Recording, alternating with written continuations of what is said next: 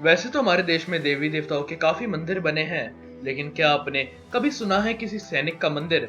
एक ऐसा मंदिर जहां दूर दूर से लोग पूजा अर्चना करने के लिए आते हैं। वह मंदिर है भारतीय सैनिक बाबा हरभजन सिंह का। विभिन्न मान्यताओं के अनुसार बाबा हरभजन सिंह मरने के बाद भी अपनी नौकरी कर रहे हैं। ये सुनकर आपको काफी हैरानी हुई होगी, लेकिन ये एक सच है। बाबा हरभजन सिंह का जन्म 30 अगस्त 1946 को पंजाब के सदराना गांव में हुआ था। बचपन से ही वे एक फौजी बनना चाहते थे। वर्ष 1956 में हरभजन सिंह पंजाब रेजिमेंट में भर्ती हुए।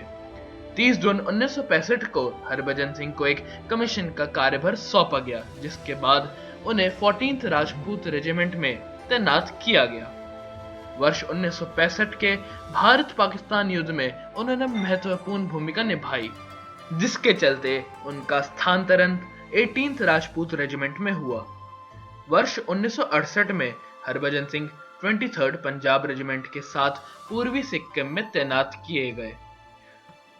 उसी वर्ष 4 अक्टूबर 1968 को वह पूर्वी सिक्किम के नथुला पास से डोंगचुई तक खच्चरों के एक समूह पर रसद लेकर जा रहे थे। विभिन्न सूत्रों के अनुसार ये कहा जाता है कि उसी समय उनका पैर फिसल गया और वह नदी में गिर गए। तेज बहाव होने के कारण उनका शरीर 2 किलोमीटर दूर चला गया। जब इस दुर्घटना की सूचना भारतीय सेना के उच्च अधिकारियों को मिली, तब उन्होंने हरभजन सिंह की तलाश करनी शुरू कर दी, जिसमें 5 दिन तक सर्च ऑपरेशन चला। फिर उन्हें लापता घोषित कर दिया गया। 5वें दिन उनके एक साथी सिपाही प्रीतम सिंह को सपने में आकर हरभजन सिंह ने अपनी मृत्यु की जानकारी दी और बताया कि उनका शव कहां पर है। लेकिन सेना के अधिकारियों को अब भी विश्वास नहीं था कि प्रीतम सिंह के सपने में हरभजन सिंह आया और अपने मृत्यु का कारण बताया। सेना में किसी ने भी प्रीतम सिंह की बातों पर यकीन नहीं किया और जब उनके शव का कोई पता नहीं मिलने पर सेना के कुछ अधिकारी हरभजन सिंह के बताए स्थान पर गए, तो उन्हें हरभजन सिंह का मृत शरीर मिला, जिसे देख सेना के सभी अधिकारी आश्चर्यचकित रह गए। उन्होंने प्रीतम सिंह से माफी मांगी और सम्मान पूर्वक हरभजन सिंह का अंतिम संस्कार किया। संस्कार के कुछ समय बाद एक बार फिर हरभजन सिंह प्रीतम सिंह के सपने में आए और अपनी समाधि बनाने की इच्छा व्यक्त की, जिसके चलते सेना के कुछ अधिकारियों ने छौकिया छो नामक स्थान पर उनकी समाधि बनाई।